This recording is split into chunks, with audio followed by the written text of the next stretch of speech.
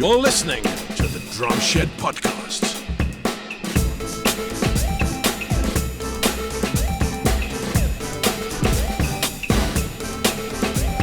Welcome to the Drum Shed Podcast, and today, again, we're back with Tom Howarth. We've just been chatting for about 10 minutes, and now it's unnatural introduction time. Yeah. How are you, Tom? You've got no hat on. You've got no hat. Yeah. I've got no hat on, no. I left it in the studio. No hat today. Did you get one of these hats? Did you get the UK Drum Show woolly hat? I did get one of those hats. No, I didn't. I got one of your hats, though. I got a Drum Shed Podcast hat, which is no way to be seen. It's around. No and no, I came back from the UK show with one free, not many free things, actually. I wasn't around as much. Like, I wasn't, around the stalls grabbing free stuff like I did the first time. I had this Graham Russell pen that I used for like a year, which was like my favorite pen. It was just, it just worked really, really well. Well, that's a good endorsement. Yeah, no. Yeah, Graham Russell drums. I've got a Tone. How are you? Check that out. I've got a Tone pen right here. Big shout out to Tony McNally from Tone Alley in Newcastle. If you're a drummer and you pay for your pens, you're not doing so well. Well, there's a little warm up chat. So yeah, hello. Your question was how was the show for me? The show was hectic. I tried to make out that it wasn't going to be, but it just was, and it is so difficult to be everywhere. And with the added thing of this year with the Evans, the Sound Advice, Educating with Evans room, hosted by Bob's Drum School, and I never get that. I can never say that in one go. Never once ever. No. However, because of that, I booked in a number of slots to that show, to that room, and I was in there 4 times, I think. Oh my god! Yeah, that was a hot room. It was a hot room, and there was a lot of buzz. It was a really good place actually for the room because it was right in the centre of that top floor where people go to sort of get away from the noise from downstairs and just have a bit more mingling, and then going on their way to the main stage or Mike Johnston or Mike Dolbear's room as well. So, and then Drum Dog, and everyone was up there, weren't they? So I think it was a really well positioned room. And my first one was Will Daly on the Saturday, and then I did saw the Martina one afterwards, and then on Sunday my first one was seeing you. There he is, wearing my favourite colour jumper. It's my favourite green. Is that mint green, would you call it? Mint, yeah. Look at my iPhone thing. It's pretty similar colour. If I was holding that, you wouldn't be able to see it, would you? If I was holding yeah, I'm showing him my AirPods case actually. And then Martina again I saw on Sunday later on. So cool. Yeah, because that making sure you're everywhere, like, I want to see that person, I want to see that person is always. Oh man, I think this is the mistake I make with the UK Drum Show, and I'm not going to make it next time I'm there, which I'm hoping is next year. Is it frazzles your brain, and I realised why. Right? How on average, how many times do you go to like a masterclass or a clinic or a drum performance, like before the UK show? You go like what, once every couple? You do. You're flipping everywhere. But like me, I mean, I don't often get to clinics or masterclasses or anything like that that very often. To see like 6 in a day is really, really hard on the old brain. Yeah. And what I did right, because, I don't get these opportunities very often. I live in Cornwall. We don't have a Ronnie Scott's here. A lot of things don't happen here or in Plymouth or whatever. And I was like, right, I made a list, stuck it on Instagram. I was like, I'm going to see this person, this person, this person, this person, this person. And like after the first 2, it was just like, oh man, I can't handle this. I mean, I was pretty poorly as well. I had like a sinus infection. So I had like a phantom hangover the entire time. I like the phantom hangover. It's like a phantom pregnancy. Yeah. So that's what it is. It's what it was. I was like, oh, I'm hungover. Oh wait, I don't drink. But it was, at the end of the day, I found the experience really kind of, hopefully we can talk a little bit about, get a bit of feedback from you, from my, my thing. Unless it's bad feedback, then don't say anything. just lie, you know. Okay, let me rethink what I was going to say. Hang on, just Oh man, something awkward, positive. isn't it? It's a bit uncomfortable. Something positive about your. Okay, No, I can't think of really anything. liked your hat. Really liked your hat. Low boy hat. I really enjoyed it, and you know, we'll probably get onto this a little bit. Like what I do, I'm very much a sole trader. You know, I'm always working on my own. I teach on my own. Obviously, as a student, I don't talk to myself. But you know, I run my business on my own. I do everything. I'm not a part of a team, and everything I do on Instagram is, you know, DMs, voice notes, and all that kind of stuff. So you don't realize how secluded you are until you go to somewhere like the UK Drum Show and you meet these humans, and it's like the best feeling. You know, it's really really cool. Like we said last time, like I met Derek from Beat Note, lovely guy, you know, and then you turn a corner and Andrea and Eddie were there. They run music school or something in London. Really nice dudes. In Hackney, yeah. And yeah, obviously Bob and Adam from Evans, and you know, and Adam from Above Average, like all these guys, yeah. And you know, all these people. Like I know a lot of people now, Dino but saying it out loud. Yeah. Yeah, there we go. Dino Protection Racket. Like you meet a lot of people on your phone, you know, and you forget what it's like to interact with people, actual like people, you know, and be friends of them and feel that kind of connection. And it's really cool. Even like, you know, maybe like me and you are pretty, you know, I love how you'd like, you know, you'd text me and be like, oh, I've got a Erdinger, sorry, my little boy calls them Erdinger, you know, and it's like, oh, I've got a text off my mate Matt. It wasn't like, you know, hey, can you be on the show, or can you give me so-and-so's email or anything like that? Do you know what I mean? It's just like, we are actually like, you are genuinely like friends with these people, you know, and I don't have that many mates these days anyway, because the kids or anything. So yeah, same here, mate. Do I sound pathetic? Only as pathetic as most people actually are, but wouldn't admit to being. No, I think we're all a little bit. When we get to a certain age, we all get a little bit low on the friends side, because things change, people move away. You know, I've got a mate who lives in Australia, who was the best man in my wedding, lives in Australia with his new family. I say new family, they're like, it's quite an old family now, but I think I'm the same. And actually doing this podcast has been really helpful for me to actually make new friends. And it isn't like, hi, how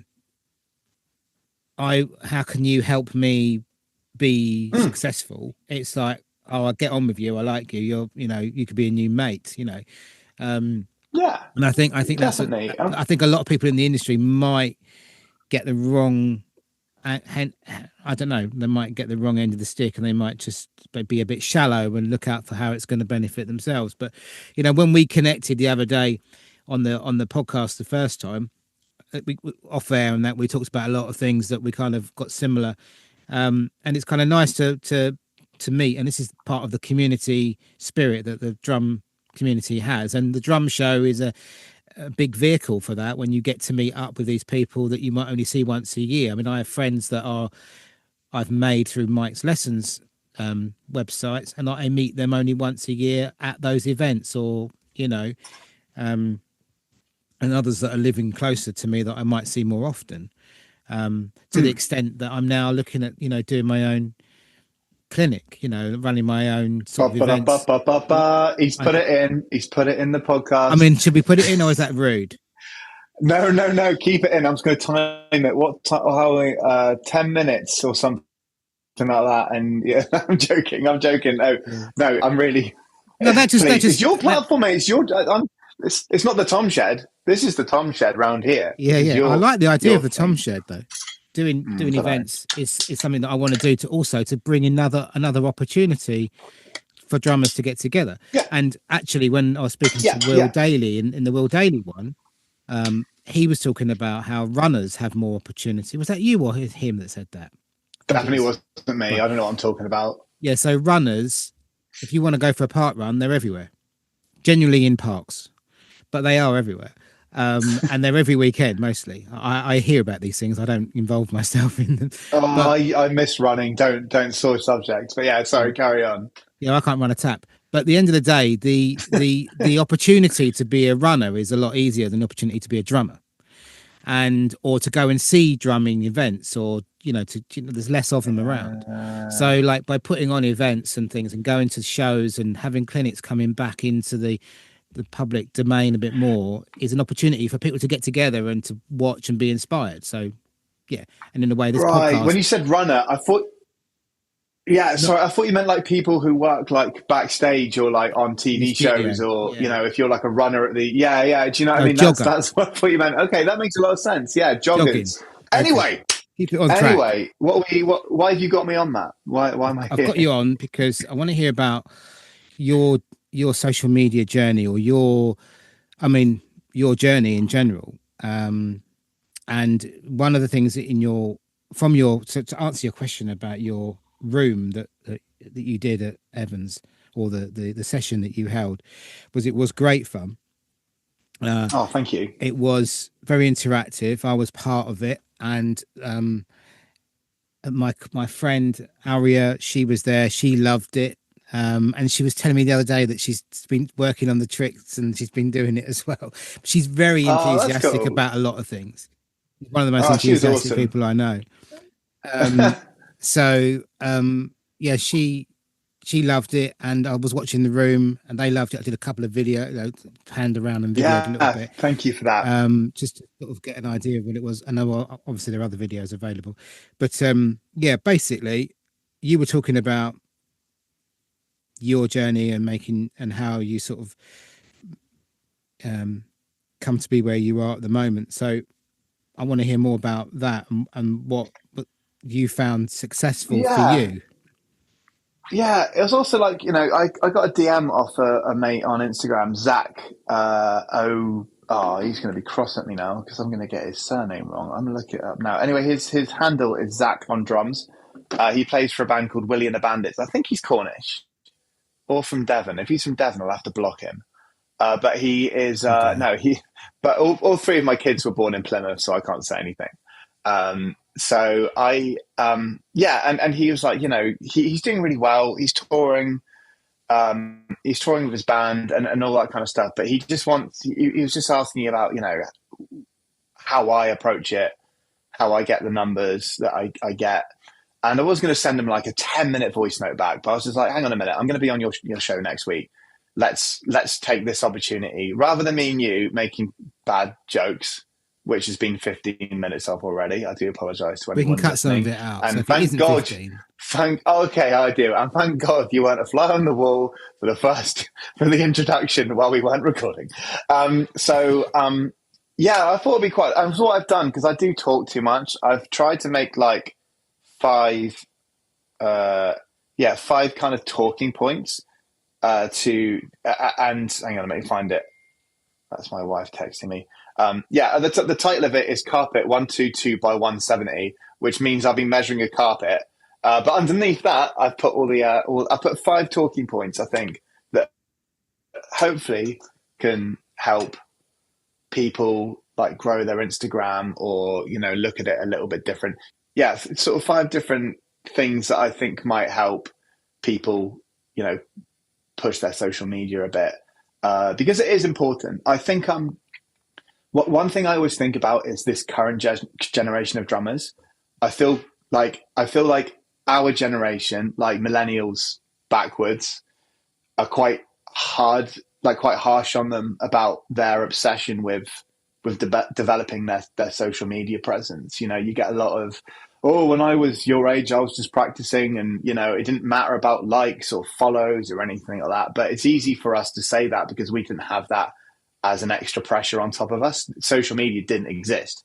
As I went into uni, that's when MySpace started happening and Facebook and all that kind of stuff. But that was still at a point where, we didn't have cameras on our phones or anything like that. And so I do think it's always quite, I don't think it's very nice to judge the next generation in terms of, when we were, I probably did the most drum learning I did in my late teens. Like a lot of the things I still do now, I learned in that, in that like bubble, and so, we'd practice rudiments all day, and then you just have to tell your mates that you can play a paradiddle at 200 beats per minute, and they'll be like, oh yeah, whatever, mate, I don't believe you. Do you know what I mean? Like, whereas now, like, everything's filmed, and it's and on top of trying to be a good drummer, and on top of trying to make it in the professional world of drumming, you've got to have a decent social media presence as well, because that's the first thing like people go to. So I don't know. I think it's more important than our generation makes out. If that makes sense. Does that make sense to you? Yeah, absolutely. I mean, prime example, and I hope you don't mind me saying this, but the No? so I just came Or is back that what from you a said, drum yeah? camp on the weekend, my first one, and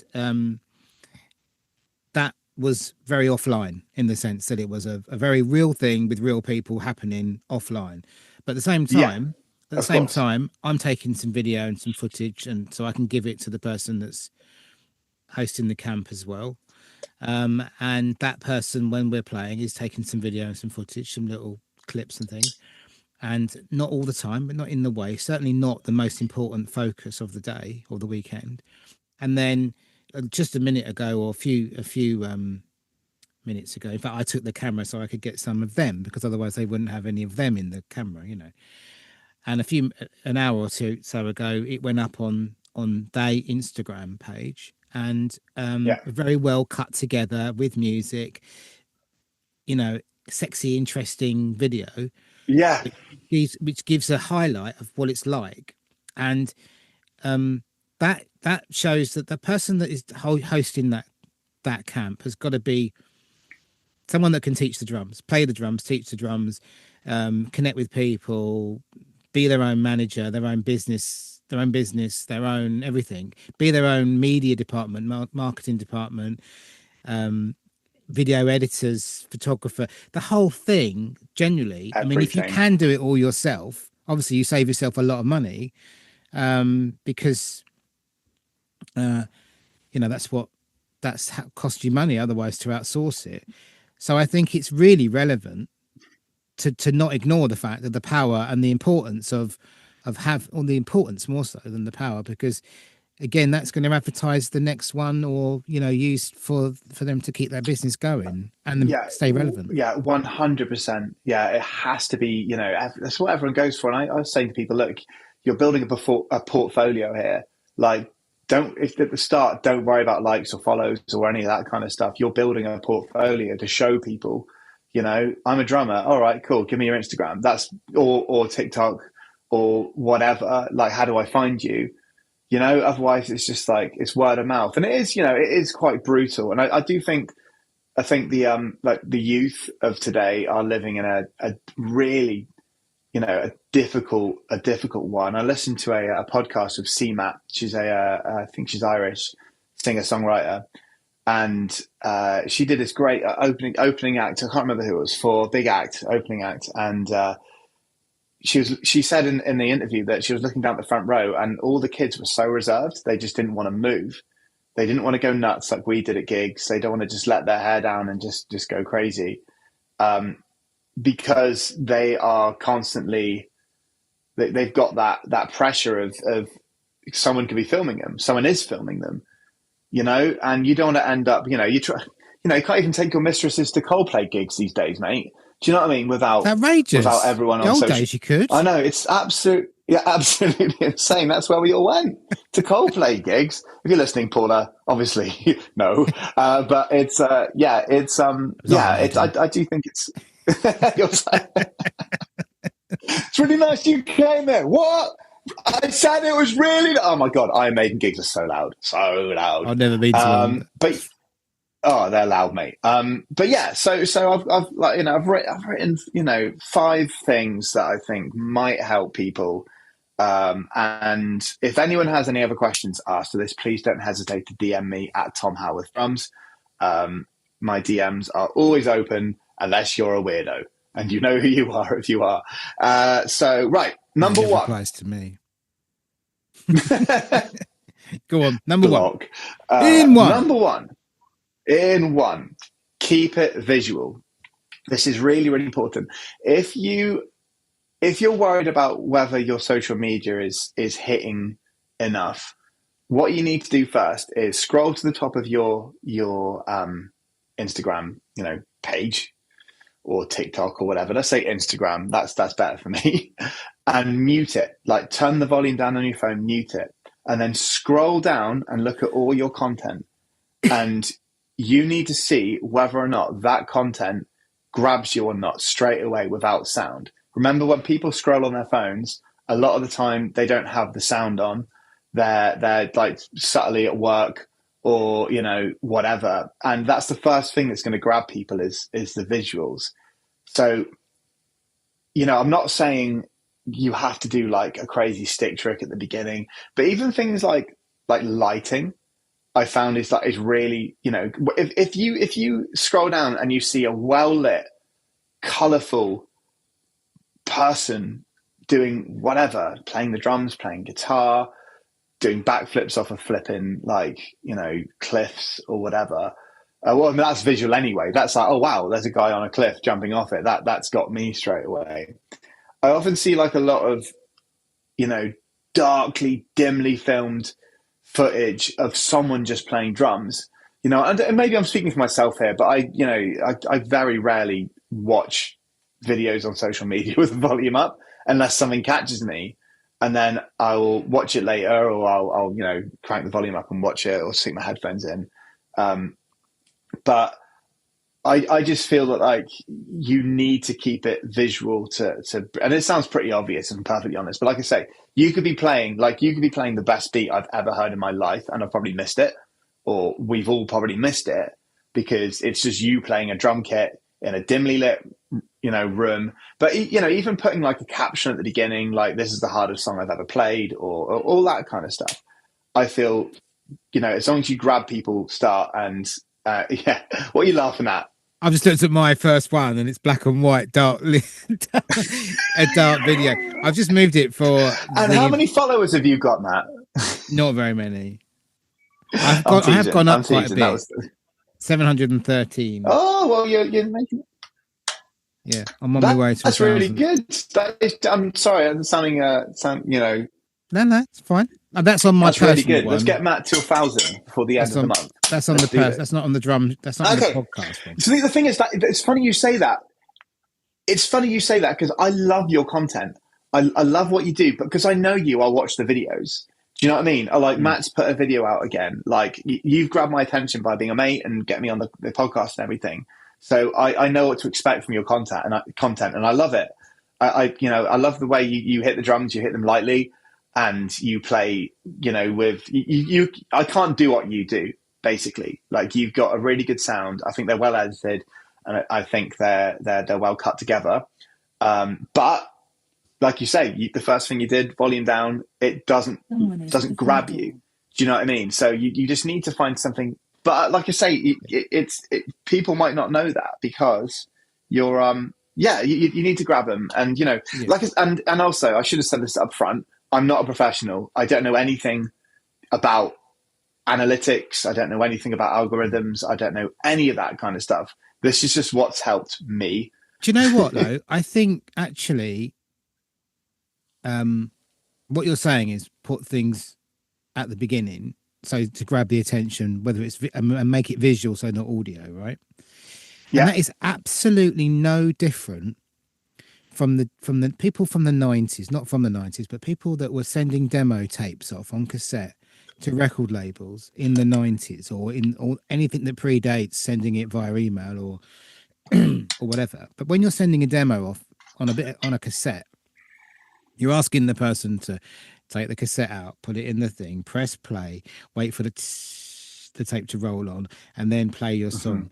Now, if the best bit of your song is 4 minutes down the road, or 3 minutes down the road, or a minute down the road, they might have a load of tapes to get to. So if they need to grab it in that first thing. So actually what you're saying is kind of common sense as well, because it's not probably much different from the old days when you were trying to get the attention maybe of a record label to listen to your demo, grab them in or the even first now, take. like even that. Yeah, pop hits now don't start with like chords. It's Wonderwall. Like that would never have been a hit. Like now, it was a hit then because everyone knew who Oasis were. But if a new band came in and said, "Hey, listen to my demo," and it was jing jing jigga jigga jing jing jigga jigga jing jing jing jing jigga jing, is it going to start yet? No, like, do you know what I mean? You as an executive be like, nope, like next one, and they'll wait for like, a big hook or, just something to grab you straight away. So yeah, I think that's the way we should look at our social media is, find a way to grab them. And, we haven't got sounds to do that a lot of the time. I know we do, obviously, but, I think the way I do it, again, this is about what I've discovered is I don't, I don't listen. I don't have the volume up on my phone. So yeah, that's one, visuals. All right, okay. This is another. So number two, go beyond your target audience. Now I talked about this in my pad room. I did a little, we talked about statistics in social media, and we talked about 10%, 15%, 20% of people follow fashion, food. Whatever sport, like athletics, all that kind of stuff. Whereas like drummers make up roughly 2% of Instagram users. So if you make your videos specifically for drummers and drummers only, even if you get to every single drummer and every single person that is interested in drumming on Instagram or whatever, that's still only 2% of Instagram. And that's never going to happen. You're never going to reach every single drummer. So what I've said is like the best comments I get is, "Oh, I didn't know you could do that on drums." Like, Myrtle, who works in the Royal Bank of Scotland, never touched a drum kit in her life, will like one of my videos and follow me because I'm doing something that they didn't know was possible on a drum kit, like a stick trick or yeah. So bringing in something that other people will enjoy about your videos other than drummers. You could be playing like the best, you could play the best halftime shuffle in the world, right? And every drummer on Instagram sees that, and you get really good views and follows off drummers or whatever, but that's still not as many as you need to reach, and that's why I think like LS Tapario's done so well, is because I've had so many people who aren't drummers come up to me and go, "Have you seen that Spanish guy with the big beard?" And he does something like he plays really fast, or he does a crazy stick trick, or he just blasts into your, he just owns the video, and everyone who isn't a drummer knows he's a good drummer, even though they don't know anything about drums. Do you know what I mean? And I think that's what you need to do. You need to grab anyone else that isn't a drummer to be interested in your content, and that's when it starts spreading out and doing well, I guess, would be the best way to. Does that make sense? Yeah, it does. Yeah, I mean, obviously, we'll get to this at the end, but this is like who you're trying to attract, and if this is important to you. Obviously, if it's not important to you, then it's not relevant. But the fact is that if we're trying to get more followers, and sadly, the reality is that the followers is one of the first things that people look at when they're looking for employment or, collaboration or for endorsing and things like that. So that's it's almost like currency, isn't it? Like, yeah, 100%. And I don't go off, crazy off subject, but I've heard stories about people playing big gigs with big artists who don't get signed to certain companies because their social media following isn't, most companies, and I'm glad about this, they see that, because like at the end of the day, like I can help sell things and it's easy for them. Do you know what I mean? Rather than, if you play stadium of 100,000 people, no one's going to see the drum heads. But whereas if 100,000 people view my videos, all of them are guaranteed. All of them are guaranteed.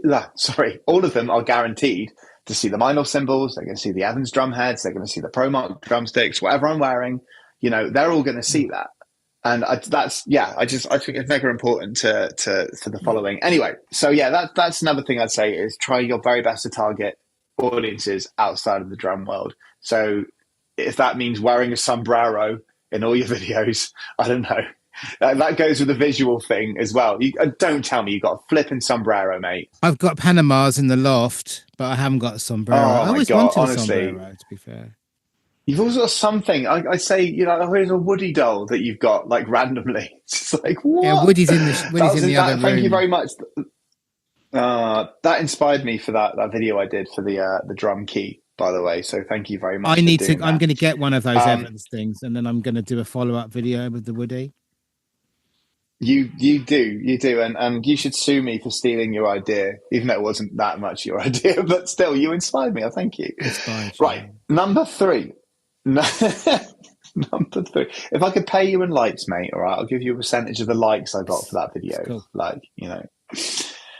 Right, number 3, and I do think this is really quite important, and it might be, I wouldn't say controversial, but you need to treat your page, your Instagram page, your TikTok page, like it's a business, and each follower like they're a customer. So there is one thing that drives me mad when these content creators don't respond to comments, they don't respond to DMs, they don't interact back with their audience. I find that I know it's busy. I've had some videos that have had like 10,000 comments or whatever. You can't respond to every single one, right? Yeah. But when stuff dies down and you can keep on top of the comments, sometimes I used to when my videos are really blowing up, I'll spend the morning trying to respond to as many comments as I can, even if it's just emojis, even if it's just another thank you or anything. You need to treat them like they're a customer so they stay with you and they appreciate you. Like I said, I will always try my best to respond to DMs as well. Because again, I every single follower I have, so I've got 302,000 now on Instagram. I every single one of those people, if I'm looking for someone and you can, they say, I follow you on Instagram. My name is John. And I'll type the name John into my followers and there'll be 100 people called John that follow me. And it just blows my mind that these are individual human beings that have chosen to follow my journey. And I can't tell you how much I appreciate that. And I want my people who follow me know that too. So if that means they've, and sometimes it's daunting.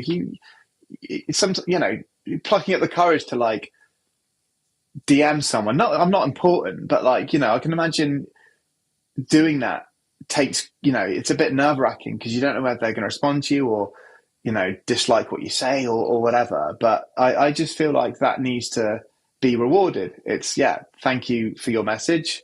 Sometimes I'll voice note back or whatever. But yeah, I'll always try to respond to comments. And I think that's important. And also treating it like a business. This is the controversial thing. So when Meta brought out the verification thing that you pay for verification, I was kind of oh man, do I do that or do I not do that? Do I do that or do I not do that? I think it was a really good decision for me to make. So it costs 13 quid a month, which is obviously expensive. It's not, not everyone can afford to pay 13 quid a month. And, to begin with, if I looked at my page as a business, I was in a loss, 130 quid at the end of the year, gone, and I wasn't making any money. But now, because I put that extra bit of care into my business and I've shown people that this is my brand that I take seriously, you'd pay that money for an official website, you'd pay that money for a .com website or a good email, or you'd pay that money for I don't know, any kind of premium package on a website. This is your website. Instagram is your website. You need to show people. And I'm not telling everyone to go out and get verification. All right. The reason I got verification was because I had a bit of a scare. Someone copied my Facebook and put out a fake account with me in it, and it's a photo with me and my kids. And I thought that was a bit creepy. So, and I couldn't shut that person down. So I was like, oh my God. So I went and got the verification straight away. Everything is sorted. At one point, I nearly lost my account. I think I called someone a bellend in the comments. And 2 days later, my account went down, and I was like, oh my God. And because I was verified, the process of, I'm a real person, I'm not a bot, I'm sorry I said this kind of thing, was turned around within minutes, and I got my account back. And I think that is, and he was being mean to me, by the way. He was actually being a bellend. The process was so much quicker because I have that verification, and I take my brand seriously. Speaking of which, try to be as professional as you can when responding to people in the comment sections. I have, we're all human, and sometimes we see red, and it's really easy. I often type quite sarcastic comments back. But I'm never mean to them back. And what I also do as well, if I ever get a comment that I feel like they're being mean or being whatever, I'll see if they follow me or not, and if they don't follow me, I'm just kind of okay, whatever, you can go away. But if they do follow me, I'm like, okay, hang on a minute. There is something I'm doing right. This person, is responding because, obviously they follow me. They like what I do. I don't know. It's weird sometimes, but yeah, I would say treat your page. Treat your page as a business, and treat every follower like they're your best customer. The customer is always right, and that would really, really help. And now, I'm making enough money off of Instagram videos to pay for. I'm not I'm not doing really well. Do you know what I mean? Not even, yeah. Don't go into detail. That's fine. I'm not Elon Musk. Yeah, no, it's fine. But I can 100% afford that verification now because of the money I get from other companies paying me to do Instagram videos. So it's paying for itself now, and I'm in the profit, if you want to call it, And also you got to think of things like, lighting I'm buying, and I just bought one light and I've got one camera, and I use iMovie to edit my film. So yeah, it's a good old business, social media, if you do it right. Well, I used iMovie for a long time, and I use CapCut now, and I did have the paid version, which has all the fancy stuff, and then at the moment I've just gone back to not, because you like you say about paying for things, like if it's £13 a month for a tick, for instance, you're thinking about other things like, okay, well, I'm paying for my Zoom, or I'm paying for my CapCut, or I'm paying for a Patreon membership, or for my online lessons, or whatever it might be. There are quite a few things that can easily add up that initially seem quite cheap. But if someone said to you, oh, you could buy this new drum kit, it'll cost you £67 a month, you'd be like, oh, I can't afford that. And then you realise, actually, all I've got to do is cancel my Zoom, cancel this and cancel that, and I'll pay for this new kit. Oh, bloody Sky, mate. Honestly, Paula told me how much we were paying for that, and I was like, wow. When you got kids, Sky costs a bit more, doesn't it? Because you have all those add-ons. Yeah. Yeah, well, Disney Plus, mate, has been a big saviour for my mental health as well as everything else. Plus, they have every episode of The Simpsons on, so I'm in heaven. Right, so that's what I'd say about that. And like I say, if I don't think it's worth verification. Paying for verification is worth it if you're starting out, or if you've got a small following or whatever.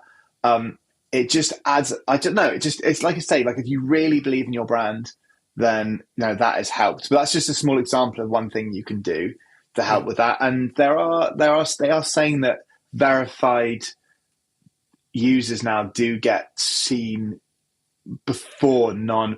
But that again, that is the ancient algorithm. We don't know whether it's true or not. It's one of those things.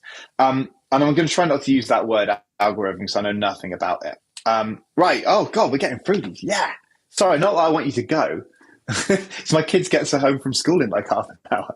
I could do this all day now. I could do this all day. Right. This is really, really, really really important.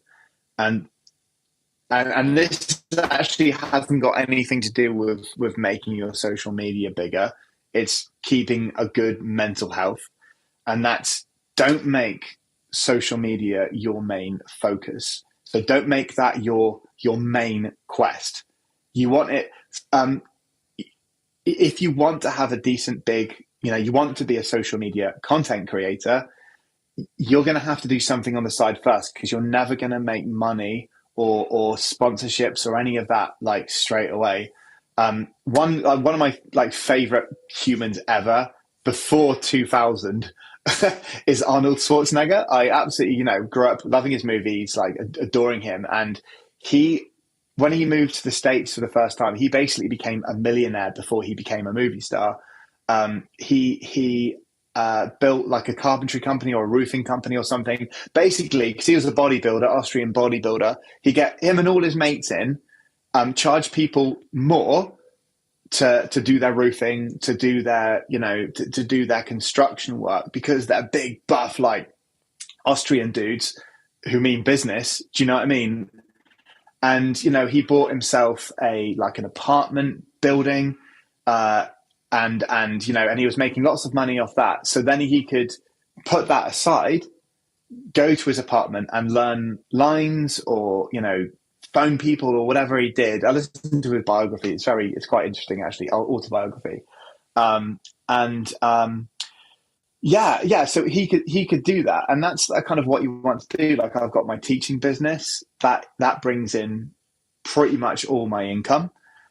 And if I didn't have my teaching business, I'd make sure I have a band, or I'd, do something like, I don't know, go to, even if it's not about making money. So going to like an open mic night, going to drum clinics. Like there's one near you at some point, I've heard, Heathrow, or is it Gatwick? Gatwick. In Hawley, you mean? Oh, sorry. In Stansted.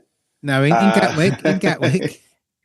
In Gatwick, sorry, in Gatwick. So there is a drum clinic going on in Gatwick, which I'm sure you'll let us know about, and I hope you do, because it sounds amazing. If I was living in London, I could. Anyway, doing stuff like that, like, keeps you connected with the drumming community, keeps you connected with the drumming world, because it can be, and I'm hand on heart going to say this, it can be very frustrating and disappointing when things don't go your way. I'll put a video out and it flops, and it's like, oh my God, I'm not relevant anymore, and then you start chasing more likes, more views, and then that flops as well. Sometimes you need to put your phone down and just be like, like, let's do some drumming. Let's meet people. Let's do all that kind of stuff. And then your social media presence will feel a lot more like natural. It'll be more organic, because you're not, I don't know, like, you see people post like every single day, and I don't know. I do think sometimes everyone needs to take a break, maybe post, and they say to post once a day, but I'm not going to do that. Like, I'm never going to do that. I'll post on stories once a day, because that takes a second, and not many people view my stories. But it's, I don't know. I think it's really important to stay in the moment and keep everything outside of social media. Just make that your main focus, and then everything will connect afterwards. Does that make sense? Yeah, I think you're almost like, if you're just sitting there going, how do I make contact? How do I make content? Then you've not got any experiences to make the content from, and you're really clutching at straws, trying to, like, I don't know, I'd say, for instance, you've got a new head for your drum and you want to change it, and it's a different brand. You do a little quick video to say, I'm changing the head of my drum today, which I did one the other day. And I'm like, why am I filming this? I'm not filming. I took a couple of screenshots, shots, and then glued it together into like a little thing. Yeah. But I did it because, I don't know. And I think all the things that you're saying, I'm kind of falling into this trap myself. But I guess that we spend a lot of time trying to show that we're doing things. But if we spend too much time showing people that we're doing things, we're not doing anything, because we haven't got time to do anything. So go out and put it, turn it off. Yeah, go and enjoy.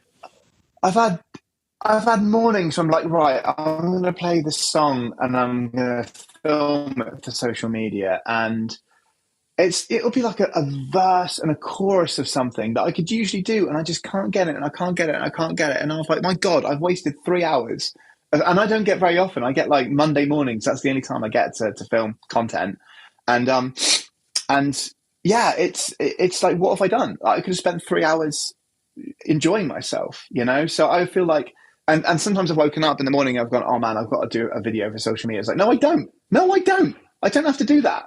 Like, if I really want to post something, I'll just post an old video, and not that many people notice that. So yeah, no, I do feel that, like, sometimes if you don't feel like making it, don't do it. Just don't do it. Do something else. Like, I like tidying the house. I'm weird. I like hoovering. So I'll spend the morning hoovering and tidying the house, and sometimes I'll get a way bigger satisfaction out of that than making content for Instagram, you know? And you can take breaks. You can take breaks from it. And that brings me to my very last point. And this is a mic drop. This is cheesy as anything. And it kind of goes back on the one I just said, is you can't win at social media. You cannot win. There isn't, unless you're Ronaldo, you're never going to have more followers than anyone else on Instagram or TikTok or whatever. So you can't win. So use social media as a means to grow yourself and not your numbers. I really like looking back at my videos and going, oh, I'm better now. You know, like a year or two ago, even if it's not like technical stuff on drums, it's like lighting or editing. Like, I lit my videos terribly when I first started, and I didn't even notice. I didn't realize, you know. Then I discover that, and I'm way prouder of my, and it bothers me when I see videos where I haven't lit well. I've learned something, or I'm way better at playing drum and bass grooves now, or even understanding how to like edit sound. Before I just stuck a compression on it, and that was it. But now it's like I close mic the kick and snare, and I've got the EAD10 for like an overhead.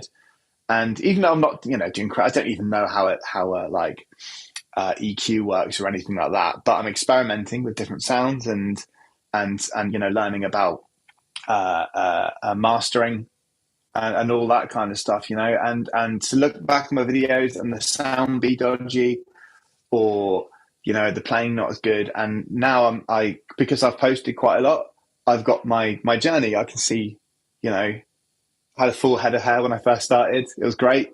And now I'm looking back at myself just like, oh yeah. But it's that's the way I'd see it. And just use it as a means to grow yourself. Look at it's a portfolio. It's your life that you've got on social media. Use it that way. I look back on, I've not been doing it that long, probably longer than I could remember, but I look back on my first sort of posts, which were EAD only, and they were also with an iPhone 11 or 8, and there was no proper lighting. And I took a lot of advice from Mike Johnston, saying you're better off using the iPhone camera but spending the money on a light if you're indoors. And a lot of people might use GoPros and things like that. Action cameras are designed mostly to be outside, so they're better off in lit areas or outdoors, but they're not so good indoors unless you've got lots of light. So there's lots of tips. You're probably better off spending the money on the lighting and using your phone camera than buying a, I don't know, Canon M50 or absolutely. Or something. I have got a Canon M50. Yeah, and those those cameras are designed for people. It's like £1,000 or dollar if you're American. I don't mean they're literally that heavy. You spend a really expensive like snare drum mic. They're designed to pick up every single nuance of your snare drum. So, and that isn't great, if I'm perfectly honest, unless you know how to like edit it outside of that. I've got a what have I got on my what's the awesome one? Not a What, on your snare? Oh, it's going to bother me now. No, my kick. It's a Audix D6. D6. Yeah. Are you Audix? Are you Yeah. endorsed or anything by Audix? Or No. If you're listening, any microphone companies, please reach out. well, I tell you what, But no, I can yeah. guarantee SC mics are fantastic. Okay. They are really lovely, and SC gave me this.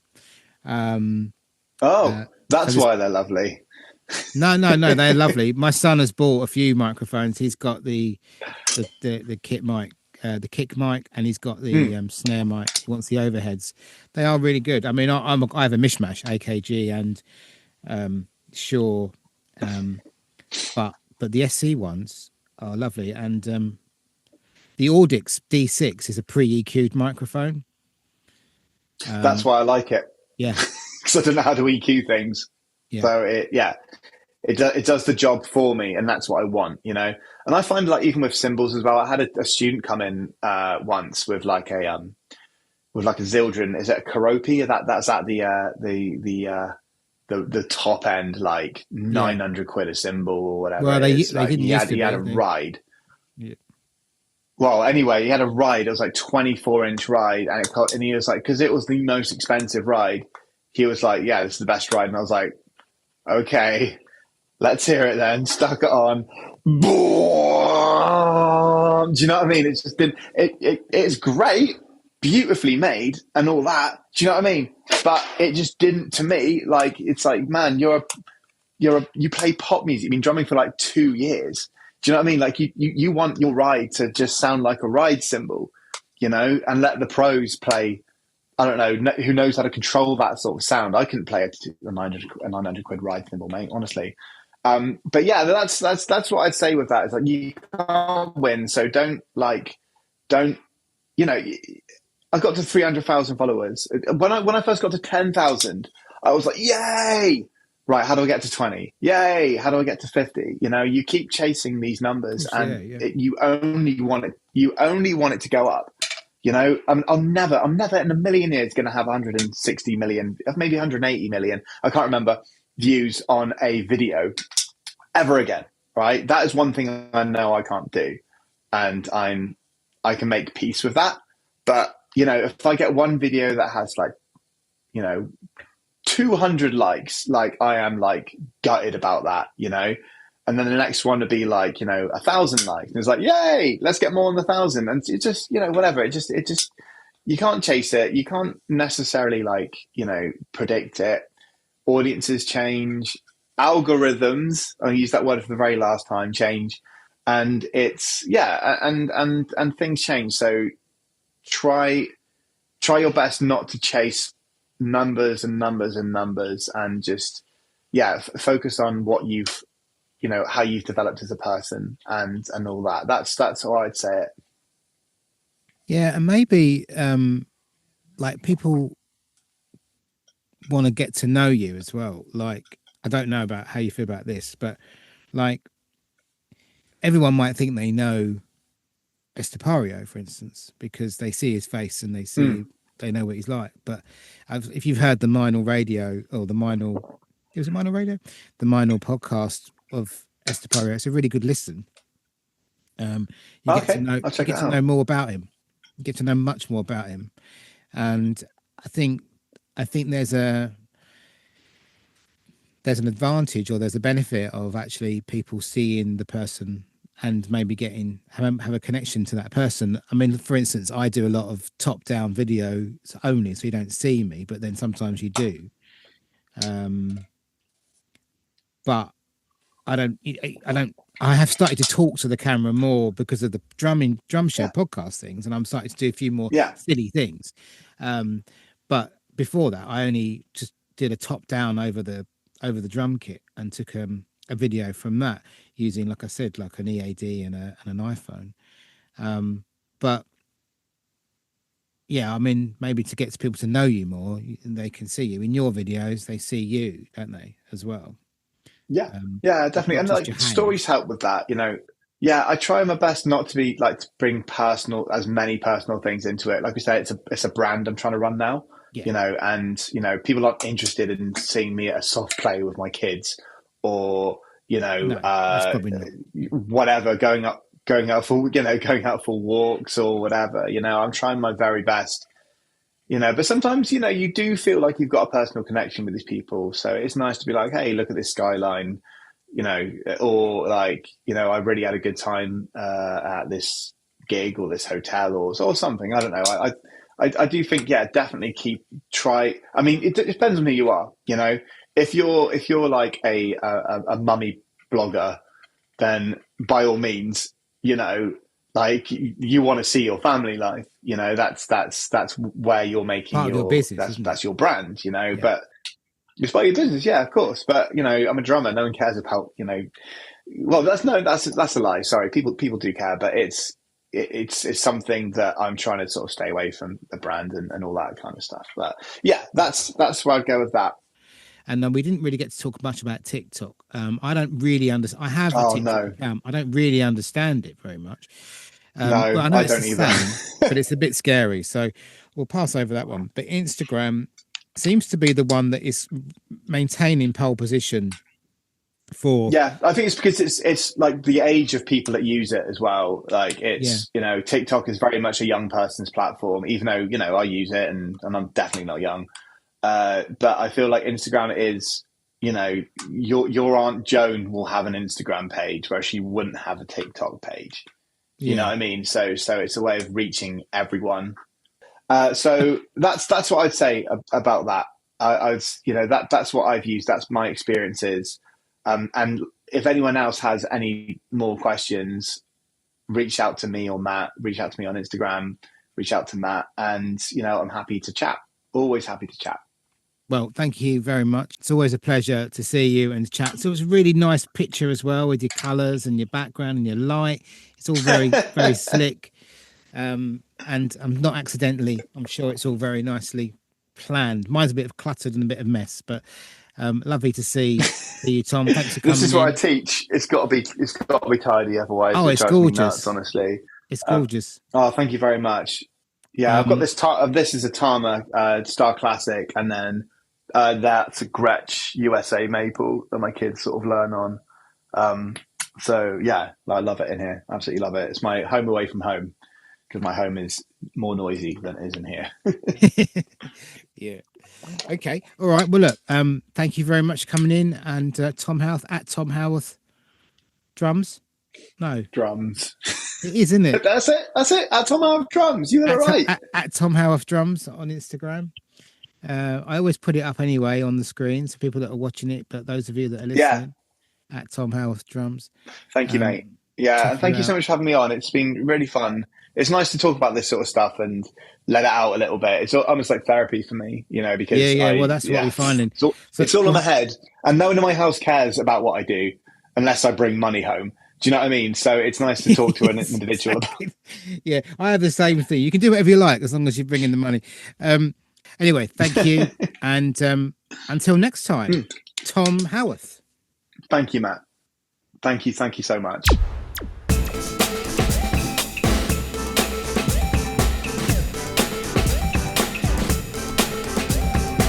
Follow us on Instagram at the Drum Shed Podcast. Thanks for listening.